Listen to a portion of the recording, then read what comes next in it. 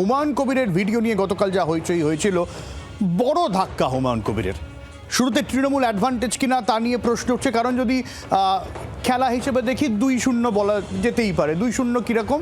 প্রথম তৃণমূল গোল দিল, যেখানে বিস্ফোরক ভিডিও, যে ভিডিওর ছবি গতকাল দেখানো হয়েছিল, যেখানে হুমায়ুন কবির এরকম বলছেন যে বিজেপির সঙ্গে তার যোগাযোগ রয়েছে, ডেপুটি সিএম হবে, মুসলিমদের বোকা বানানো সহজ, বাবরি আবেগ কাজে লাগিয়েছেন, 1000 কোটি টাকা চেয়েছেন মুসলিম ভোট তার দিকে টানতে। যদিও হুমায়ুন কবির এবং বিজেপি দাবি করছে গোটা বিষয়টা এআই, কিন্তু এ নিয়ে রাজনৈতিক জলগুলো তো হচ্ছে। কিন্তু আজ আর এক গোল তৃণমূলের। মিম আসাদউদ্দিন ওয়েসির দল হুমায়ুনের সঙ্গ ত্যাগ করল এবং এই বিধানসভা ভোটে একা লড়ার সিদ্ধান্ত নিল। হুমায়ুনের মন্তব্যে পরিষ্কার, বাংলার মুসলিমরা কতটা অসহায়। এই অবস্থায় আম জনতা উন্নয়ন পার্টির সঙ্গে আর থাকা যায় না, এমনটাই জানিয়েছেন ওয়েসি। হুমায়ুন কবির কি বলেছেন এই প্রেক্ষিতে শোনা।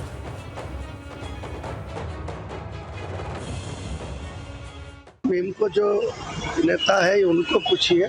25 मार्च तो मीम का सर्वोच्च नेता वाईसी साहब तो गठबंधन को घोषित किया, वो क्यों तोड़ा वो उनको पूछिए, मैं कुछ नहीं। স্বাভাবিকভাবেই যথেষ্ট অস্বস্তিতে হুমায়ুন কবির বোঝাই যাচ্ছে, কারণ জোট তো চেয়েছিলেন, একটা বড় সড়ো মানে মুসলিম ঐক্যের জোট চেয়েছিলেন আইএসএফকে নিয়ে, সিপিএমকে নিয়ে, কিন্তু সেটা তো হলোই না। মিম হাত ধরেছিল, সেই হাতও ছাড়া গেল। তৃণমূল কংগ্রেসকেও খোঁচা দিচ্ছেন হুমায়ুন কবির।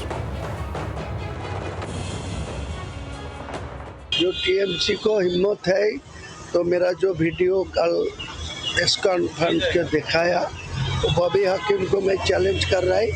वो वीडियो के साथ मेरा जो दिखाया, मेरा को फ्लैट में बहरमपुर में मेरा रूम में बैठ के जो बात दिखाया, किसके साथ बात करा, किसके साथ पैसा के लिए मैं बात किया, वो सामने आने का मैं चैलेंज कर रहा है। देखा, मेरा किसी को साथ सब लेना देना में है नहीं।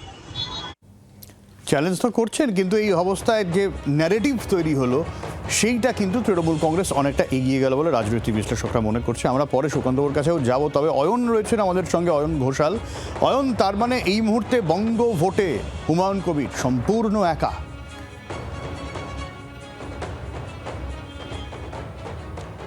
ভিডিওটি প্রকাশ করার পরের হুমায়ুন কবির তাও বা যেটুকু তার গলায় আত্মবিশ্বাস ছিল, তাও বা যেটুকু তিনি জোরের সঙ্গে বারবার বলছিলেন এটি এআই, এটি ডিপফেক, আজকে সকালে যখন জি24 ঘন্টার সঙ্গে হুমায়ুন কবির কথা বলেছেন, তখন তার গলা শুনে বোঝা যাচ্ছে, এবং কণ্ঠস্বর যদি কোনো মানুষের সেই মুহূর্তের মানসিক অবস্থাকে ব্যক্ত করে, তাহলে হুমায়ুন কবির রীতিমতো বিধ্বস্ত।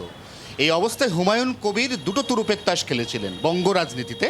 একটা হচ্ছে বাবরি মসজিদ এবং বাবরি কেন্দ্রিক রাজনীতি, এবং আরেকটা হচ্ছে এআইএমআইএমকে পশ্চিমবঙ্গে এনে একটা জায়গা করে দেওয়ার চেষ্টা। এআইএমআইএম প্রথমবার এবারই পশ্চিমবঙ্গের বিধানসভা নির্বাচনে সরাসরি প্রতিদ্বন্দ্বিতা করতে চলেছিল, এখনও করবে, কিন্তু সেটা আর হুমায়ুন কবিরের সঙ্গে নয়। এই অবস্থায় হুমায়ুন কবিরের কাছে এখন দুটো বিশাল ধাক্কা। একটা হচ্ছে তার নিজের ইমেজ বাঁচানো, কারণ ওই ভিডিওতে, ওই ভাইরাল ভিডিও যার সত্যতা এখনও পর্যন্ত আমরা যাচাই করিনি, তৃণমূল কংগ্রেসের দেওয়া ভিডিওতে হুমায়ুন কবির বলছেন মুসলিমদের বোকা বানানো খুব সহজ, বলছেন হাসতে হাসতে। অর্থাৎ তিনি যে কোথাও না কোথাও মুসলিম মাইন্ড নিয়ে একটা খেলা করছেন, একটা কিছু বড় পরিকল্পনা করছেন, এটা তার সেই সময়ের বডি ল্যাঙ্গুয়েজ আমরা দেখেছি ওই ভিডিওতে। এবং তারপর আজকে আসল ধাক্কাটা এলো যখন একদম সাত সকালে এআইএমআইএমের প্রধান আসাদউদ্দিন ওয়াইসি তিনি জানিয়ে দিলেন যে দল মুসলিমদের এই ভাবাবেগ নিয়ে খেলা করে, সেই দলের সঙ্গে জোট করে নির্বাচনের প্রশ্নই ওঠে না। তাহলে হুমায়ুন কবির আবার একা হয়ে গেলেন। তার বাঁশি চিহ্ন নিয়ে তিনি হয়তো আগামী আরও কয়েকদিন প্রচার করবেন। মনে রাখতে হবে, হুমায়ুন কবিরের মেন যে টার্গেট, যে বিধানসভাগুলো, সেখানে ভোটদান 23 তারিখ, আজকে 10 তারিখ দাঁড়িয়ে হুমায়ুন কবিরের যদি ওই বডি ল্যাঙ্গুয়েজ থাকে, তাহলে আগামী 12 দিনের মধ্যে ওই কেন্দ্রগুলোতে গিয়ে প্রচার করে আবার ভোটারদের বিশ্বাসযোগ্যতা জিতে, মন জয় করে, সংখ্যালঘুদের অভিমান কাটিয়ে তিনি আদৌ কতটা কি করতে পারবেন, সেটা রাজনৈতিক মহলের কাছে বড় প্রশ্ন।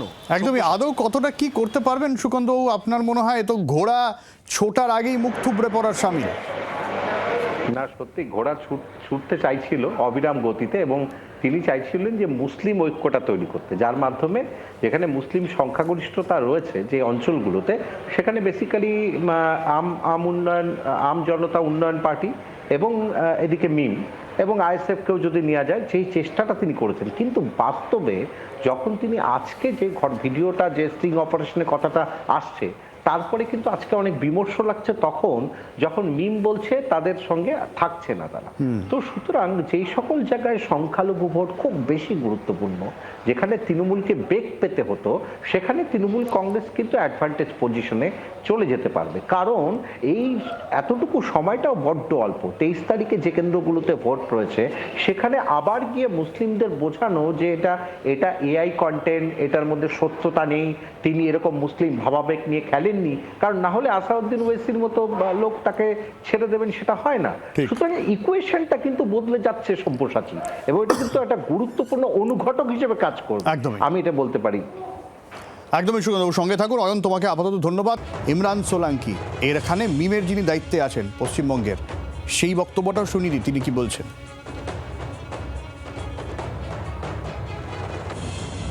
বিরুদ্ধে আছি, এই জন্য আমরা এই ভিডিওটা যে এসে উনি হুমায়ুন বলছেন এটা কি এআই ভিডিও, ওটা প্রমাণ করুন, কোনো সুবিধা নেই। কিন্তু আমরা এখন এই মুহূর্তে আমরা আর জোট ভেঙেছি, জোটে থাকবো না। আমাদের পার্টির যে সভাপতি আছেন, জাতীয় সভাপতি আসাদুদ্দিন ওয়াইসি সাহেব, উনি ঘোষণা করে দিয়েছেন আমাদের পার্টির এটাই স্ট্যান্ড আছে যে আমরা একটা। বাংলার আওয়াজ, বাঙালির আবেগ, জি 24 ঘন্টা।